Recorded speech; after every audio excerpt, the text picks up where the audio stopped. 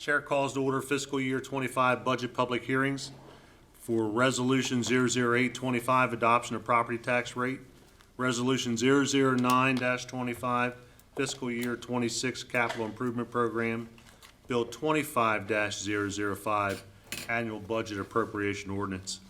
Good evening. The sole purpose of this public hearing is to hear comments concerning Bill number 25-20 or 005, which is the proposed annual budget and appropriation ordinance for Harford County for the fiscal year ending June 30th, 2026, and also Resolution 00825, which proposes to maintain the current tax rate, and Resolution 009-25, which is the capital program for the fiscal years ending June 30th, 2026 through June 30th, 2031. The council also accepts and will consider written testimony submitted in addition to or in lieu of verbal testimony. We are now ready to hear from the first speaker. Ms. Dixon, do we have anyone signed up? Yes, Mr. President, we have 6 this evening. I would remind each of the speakers that you have 3 minutes, and go ahead and call your first speaker. Pam Cabo, followed by Wendy McPherson.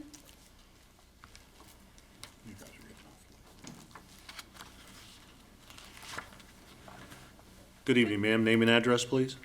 Pamela Cobo, 2007 Greenwood Drive, Bel Air, Maryland, 21015. Whenever you're ready, ma'am. All right. I just wanted to verify, I'm here to speak about the budget allocation for the Humane Society. I didn't hear that specifically. It's part of the budget, ma'am. Okay, very good. I've been a Harford County resident since 1974, property owner since 1978. I was a shelter volunteer from 2016 to 2023, and a dog lover since birth. So I'm here because the Humane Society budget is part of what we're discussing today. My main issues are that funds should be approved contingent of county government oversight. Neither shelter management nor the shelters board should provide this oversight. There needs to be somebody away from there looking at what's going on with the money. The second thing I want to talk about is that contingent on funding should be a review of how volunteers have been treated at the shelter. And so my whole purpose here is that if you want to have the money from the county taxpayers, then you need to treat the county citizens who are volunteering there decently, which is not going on. There have been 4 valuable longtime volunteers who donated thousands of hours caring for shelter dogs. They've been terminated, basically because they spoke up regarding the care of shelter dogs. These terminations have impacted the care of shelter dogs. Specifically, the dogs are not getting out of their kennels for walks and much needed socialization. I do not feel comfortable having my money, my tax dollars, going to an organization that is not doing what is in the best interest of the animals in their care. Thank you very much. I do want to turn this paperwork to. That'd be fine. Very good. Thank you, ma'am. Yeah. Y'all have any questions? If you just walk around that way, that'll be fine. No, ma'am, there won't be any questions. Okay.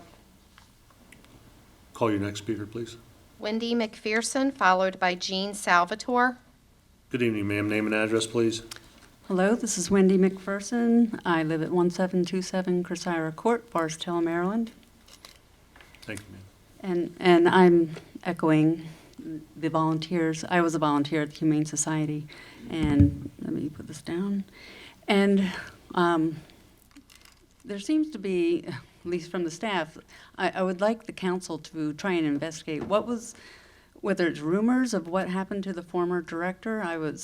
I had a good relationship when I was fostering with him, and if there is a problem, is the council investigating?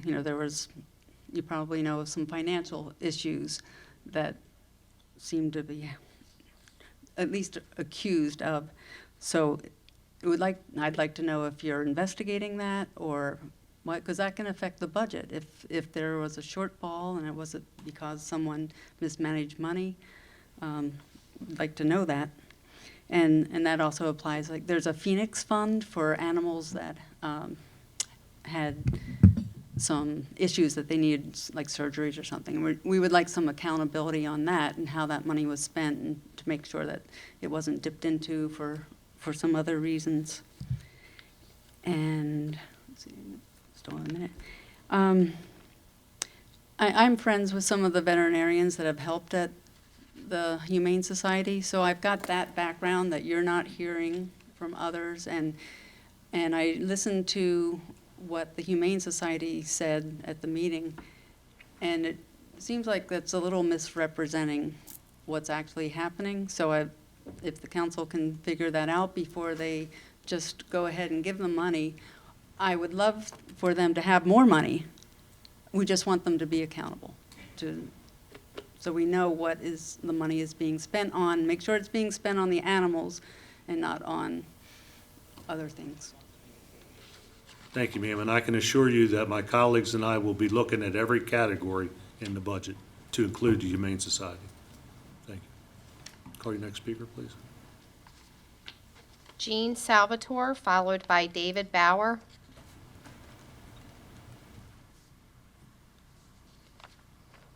Good evening, ma'am. Name and address, please. Hi, I'm Jean Salvatore. I live at 2007 Ruffs Mill Road in Bel Air, 21015. And I'm also here to speak about the budget, particularly as it regards the Humane Society. I did listen to the budget session last week, and to echo what other people have said, the reason I'm against full funding at this time, with no conditions, is that I didn't hear anything specific as to why they want the same amount from last year, plus $500,000 would really help them, which is like a 40% increase. I didn't hear any statistics, any data. I did not hear what is going on at the shelter that requires this level of funding. We all know we need a municipal shelter. What we want is one that is compassionate, that is open to the public in terms of transparency and accountability. And that's not what we're hearing. That's why so many people have come to talk to the council, because we're concerned for the animals and for our tax dollars as well. So I would just like to say that, and I appreciate, Mr. Vicente, that you said you're going to be looking at everything. We don't have that knowledge. It would be nice if we could hear from the council, from the board, not just vague things like costs are up, so we need more money. People complain all the time, so we don't know why volunteers are complaining. Or rescues, like one that I run, are no longer working with us because we've told them to go away. There need to be some answers so we can all be comfortable that what we have is a really good, compassionate, effective, and open to the public scrutiny shelter. No one's asking that the council give oversight for day-to-day operations. No, that would be ridiculous. But we do expect that the management be honest, that the board of directors be forthright, and tell us, what do you need from us? What's working? How can we help you better? If we really want to take care of the animals well, and there are many people in Harford County that want that, then we need to have better answers, more accountability. Thank you. Thank you, ma'am.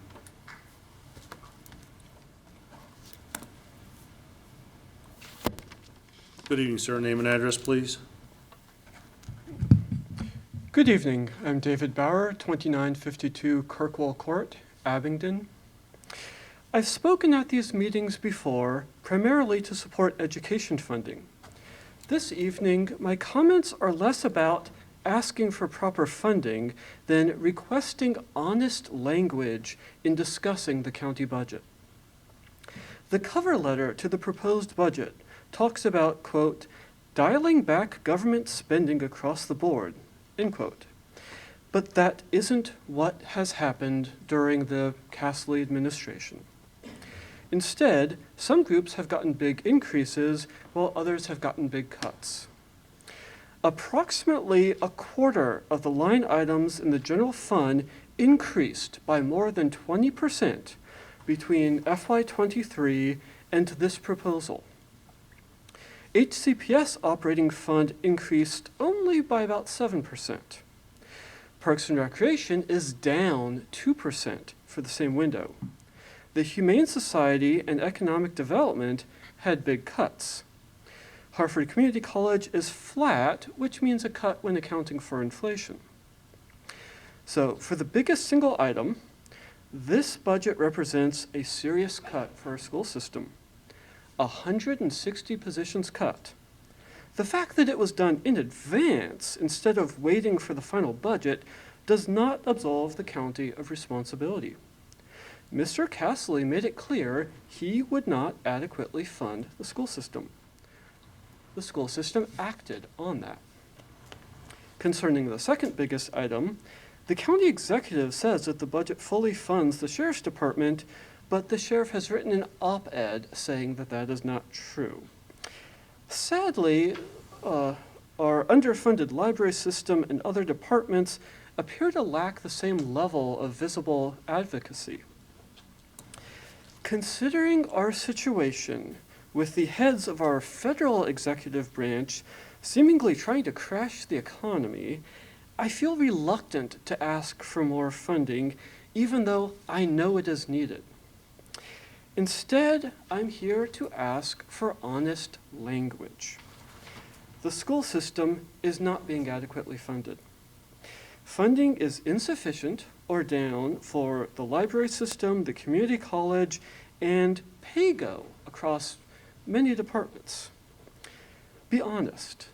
Say, we know this is not adequate, but we feel it is the best we can do under the present circumstances. That doesn't cost any money. Thank you all. Thank you, sir. Kayla Youngbar, followed by Jane Robinson.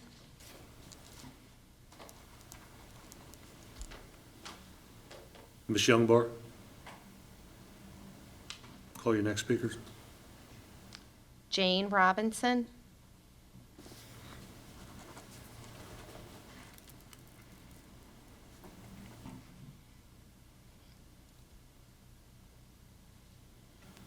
Good Hello, evening, ma'am. Name and address, please. Jane Robinson, 609 Long Bar Harbor Road, Abingdon, Maryland, 21009. I just found out about this about an hour ago, so I'm ill-prepared. I'm here in support of the local area rescues concerning the Harford County Humane Society. I'd previously written a letter to my county representative requesting oversight concerning the Harford County Humane Society. Currently, we have a liaison between the county executive's office and the Humane Society. That's it for oversight. There have been several questions from local veterinarians concerning animal welfare, and today I found out that they've cut ties with a local rescue that is just does incredible work within our community. As a taxpayer, as somebody who donates money to this privately run nonprofit organization, it concerns me, and I'm asking for more transparency. I'm asking for oversight, possibly in the form of an advisory panel, something akin to what zoning has. Maybe some type of forensic accounting going into audit. What is going on in our Humane Society? They've requested $500,000 more dollars, and if you're cutting off rescues that rely on you as a lifeline from the community, why should we give them more money? Your rescues do so much good for your community, and to cut them off, I mean, it could be my rescue tomorrow. That's why I'm here for Shadow Cats today. I don't know what goes on in the daily operations of the Humane Society. They've actually been very good to my rescue, but are we next? I don't know what's going on, and they're not giving anyone any answers. All you see is these sugar-coated posts on their social media, and you're not getting any answers. People are asking questions. The community is asking questions, and no one is getting answers. But yet our county government is handing them money every year because we have no shelter. We rely on a private nonprofit to house and take care of our animals, and we have to take everything that they say for what they say. We don't have anything to oversee that. And it's eventually going to trickle down into the community because you're going to have thousands of cats if Shadow Cats isn't around to take care of your stray cats. And nobody wants 300 cats in their neighborhood. But I'm just saying it would be great to have some form of an oversight, whether it be an advisory panel, somebody more than a Thank you, liaison. ma'am. Your time's up. Thank you. There are no more speakers, Mr. President.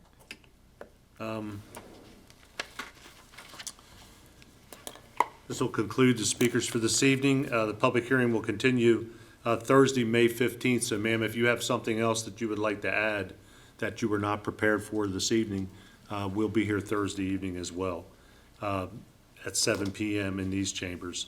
So please visit our website or call the office for more information on viewing any public participation. And with that, we'll adjourn this. Thank you.